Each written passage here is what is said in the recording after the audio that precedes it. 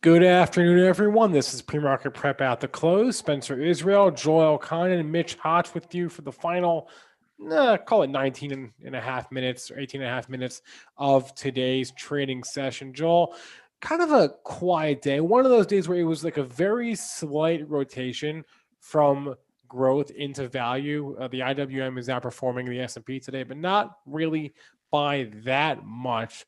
Let's look at the overall market here, Joel, and tell us how we're doing. Just one of those days, Spencer, where you have a lot of action in the after hours in the pre-market, and then the regular session turns out to be a nothing muffin. We opened up the 9:30 a.m. session at 36.11. We're currently trading 36.13. So we did tack on a couple points. We did have our ups and downs, but basically we're going to be posting a new all-time high here in the S&P's all-time closing high. That is our all-time high, as you can tell, was made last Monday at 36.68. And we also didn't get to the pre-market high of 36.37.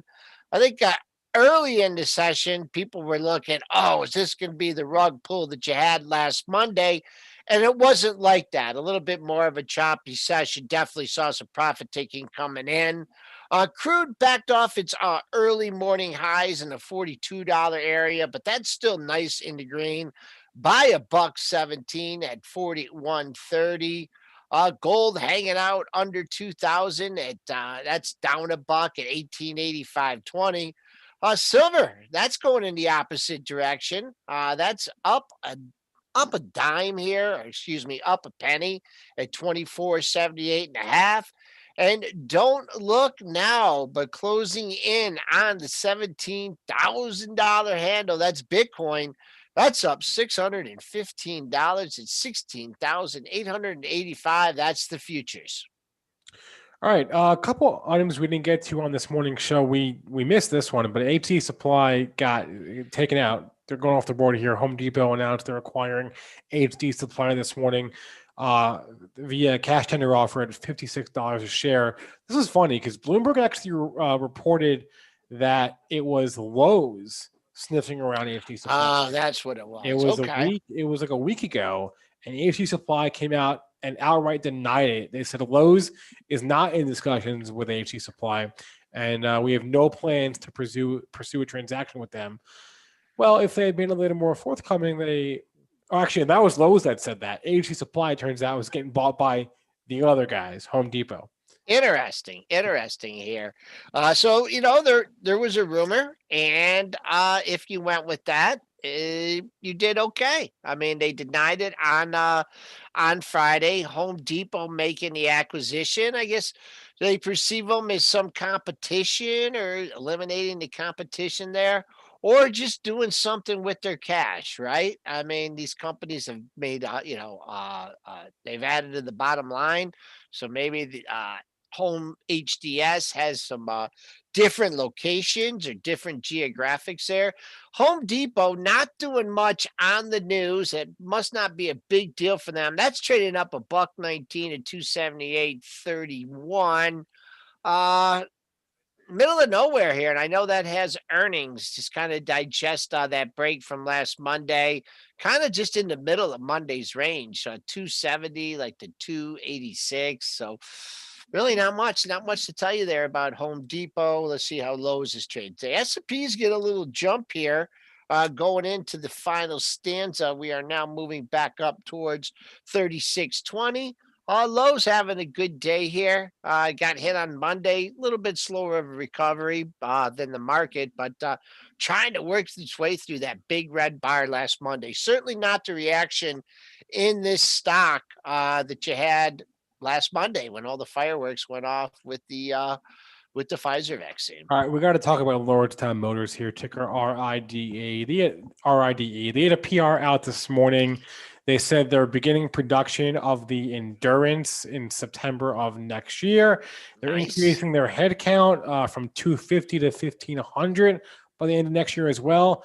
And Joel, you may be interested. They're opening a satellite research center and research and development center where?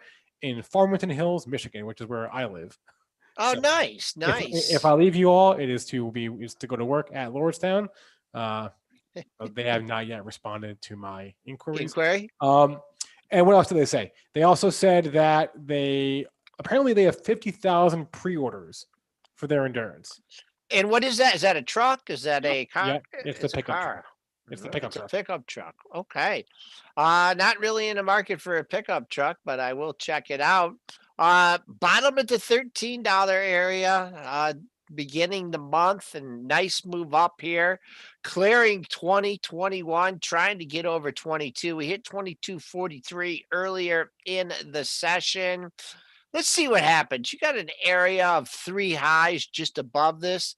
Those three highs come in closer to the $23 area, 22.97, 23.45, and 23.90. I'll just say next stopping point here, 22.97. That was your October 19th high. And you guys know I love to do this when stocks have a substantial move. At the height of the SPAC mania, this got just over $32 or just right at 32. Boy, that's coming in. That's fitting nicely there, the 50% retracement. So for you ride bulls here, maybe just hang out here for a couple days, consolidate, and then make a run at some higher prices. But textbook technicals there in RIDE Lordstown, and they're based in Ohio, right? Aren't they? Yeah, Ohio and now Michigan, Joel. So All right. Well, nice move for that. How's that HYLN doing? Is that that was the first thing I looked at because for a while there, these things were all trading together. Hyliion, I mean, it's up 4% today, but the story, the chart looks a little broken there. Same thing with like Fisker for that matter. We talked about that this morning. FSR. So I don't know. There's no pattern here. I'm gonna keep an eye on $24 here. You've had 1, 2, 3 lower highs to 24.06, 23.60, and then 22.36. But on the other hand, you broke down a little bit today. You have found support above 21.13, so a little bit of a range here. Maybe it's get above 24. I think you have to look at this on the long side. Good support in the lower 21 handle. All right, I want to go to our chat here just to highlight some tickers that they're looking at. Sure. Actually, before I do that, this is one I've never seen before. This headline. This is from COTY. A firm announced a 60% active stake. So in other words, they just bought a majority stake in the company. Was it the owner? Or wasn't it a big share? Was it the owner? I thought on that. I don't. Maybe. I thought I saw that on Twitter. Maybe if they already had a stake. Okay. Anyway, I just had never seen that's funny. We mentioned Cody the other day. Yeah, remember that? Like Friday, Thursday, or Friday. Yeah. Beating down retailer. We've seen what these things can do. I don't know. It had been on a nice run. Maybe someone got a whiff of that big investment. I mean, a perennial dog here coming up on some monthly resistance. Let's see here. You're over $5 now. You hit 534 so far in today's session. Nope. No monthly resistance until you get into the $6 handle. 627 was your June high there for the beaten up retailer Cody. COTY. Chris Kachi, one of our staff writers in our chat, noting that the CEO of Lordstown Motor will be on Mad Money tomorrow night. So okay, nice catch. Watching for a Kramer rally ahead of that. Here's a ticker that we haven't looked at, I don't think ever on our show. Carrier Global, CARR, like building materials, like HVAC and that sort of thing. Do you know where they're headquartered? Somewhere in Michigan. No. I don't know if that's their world headquarters, but when I used to think sports facilities. What? It's such a Carrier Dome. Oh, they're headquartered in Syracuse. Yeah, they're headquartered. They have a huge plant there. Okay. 38 found some good support at 38. Nice move off 38. Trying to make it new. This is a newer stock. It has not had one down month. Look at this. If you're a trend trader, look at this.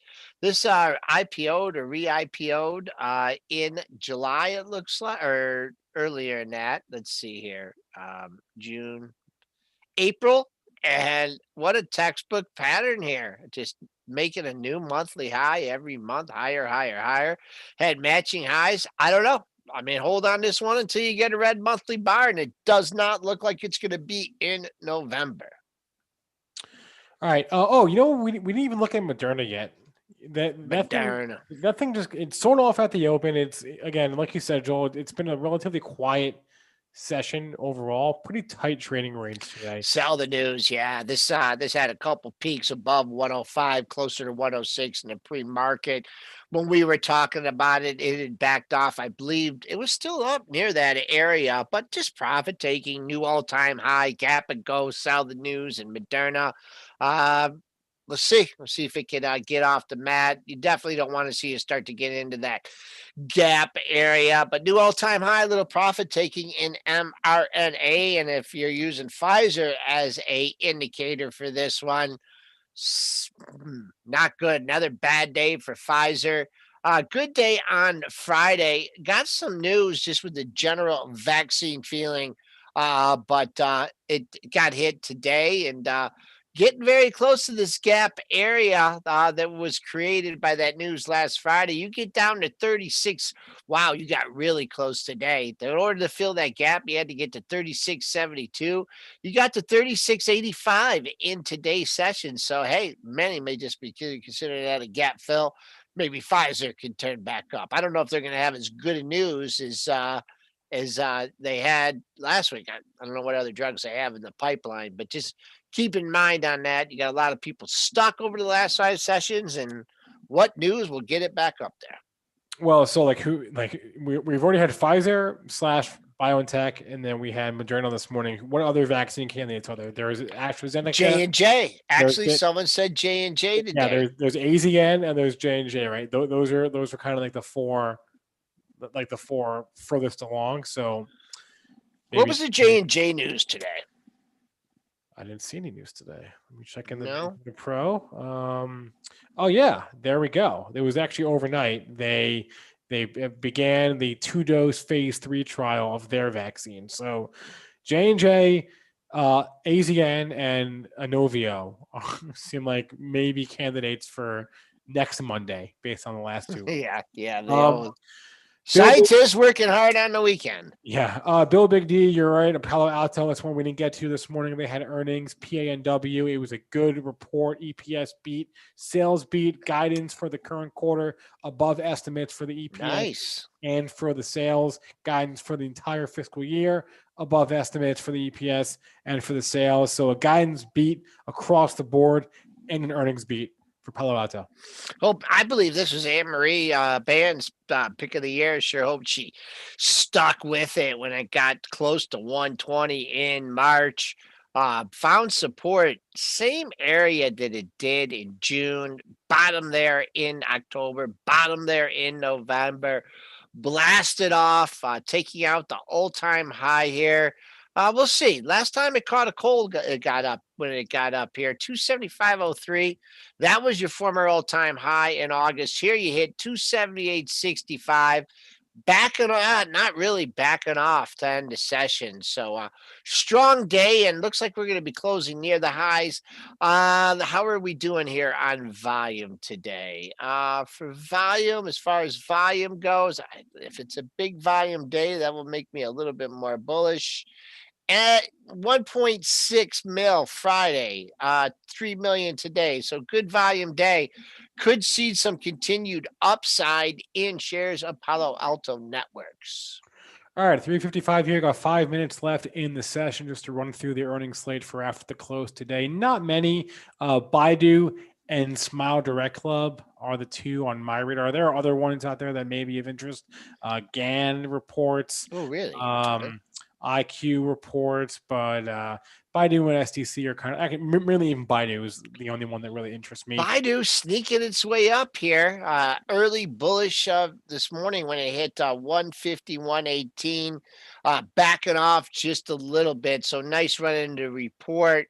I expect them to have a very, very good report in order to get back up to that today's high 151.18. If you're trading this on the upside, obviously that high from today is relevant. On the downside, I'm seeing let's just call it 141 and change. 141.20, you're low on the 10th, 140.68, you're low on the 11th. So if it goes into reverse, keep an eye on that as a potential support area. Tomorrow's a big day. In the morning, we've got retail, Walmart, Home Depot, Kohl's, and in the afternoon, Neo. So we got a Neo. All right. Yeah, Let's talk Neo for a yeah. second. All Big right. tomorrow. How do you like that? I did this as the stock of the day, and Left caught it. And it actually went up a little bit after Left made the call, and then it came down. But you know what? This is holding Friday's low, folks. Friday's low 40.54 and 41.10. Holding that. So I don't know. No downside here. I don't see any downside till we press below that 40, the pair of lows. It's called 40, 80, 40, 90. All right, just want to jump in here right quick. Just want to mention some of the battery plays that moved today. Yeah, and you fuel cell plays. You saw fuel cell. That was a good call. Fuel cell and also BLNK. But let's take a look really quickly at fuel cell. And Joel, is a chart master here, but definitely I love that daily chart. You saw it keep pushing on to those $3. Today it just gapped just slightly above that, and that prior resistance became support of the stock today, and that's when you saw that lift. Yeah, nice thing about that is you had a good day on Friday on above average volume, and then it's one of those trades that, hey, you get in at the open, you get in, that opening print 298 only takes a penny against you, 297, blast off to 378, still trading near the highs of the session. I don't know. Keep an eye on this one. The Momo guys may get involved in that one, but lower price stock, probably a little bit easier to trade. Nice call, nice move there in fuel cell. And then the other one you mentioned was I'm blanking. Mitch. Blink. You're blanking. There we go. You're blanking. No pun intended there. I really did forget. Okay, BLNK. Yeah, definitely you saw this one up there, 25% for the day. And this is what I try to do, guys. I try to find lagging plays. I saw those EVs start ripping again, so I started looking at some of the plays that could lag behind it and finding the underlying asset behind the stocks.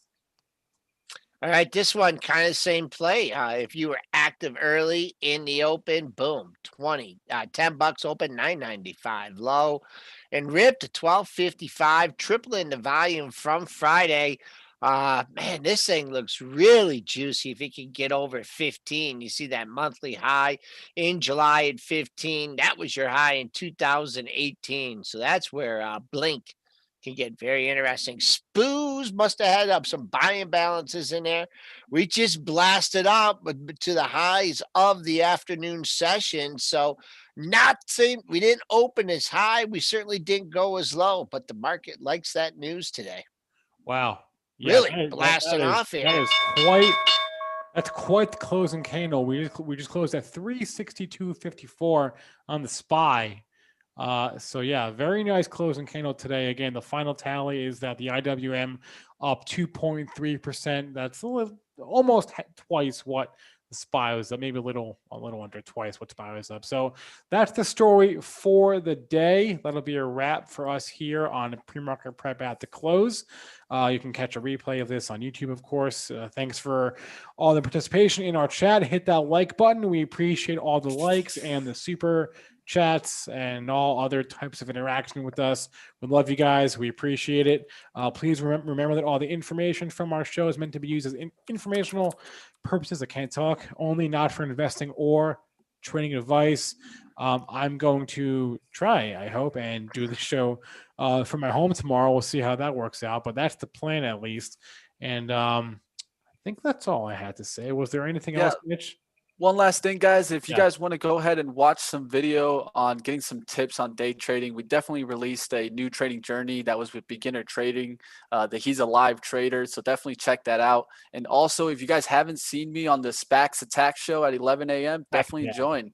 We had an exclusive interview today on an arbitrage ETF that does actually arbitrage strategies with SPACs. So if you're interested in SPACs, and you definitely want to take a look at the SPACs Attack at 11 a.m. All right. That'll be a wrap. Everyone have a good rest of your day. We will see you tomorrow.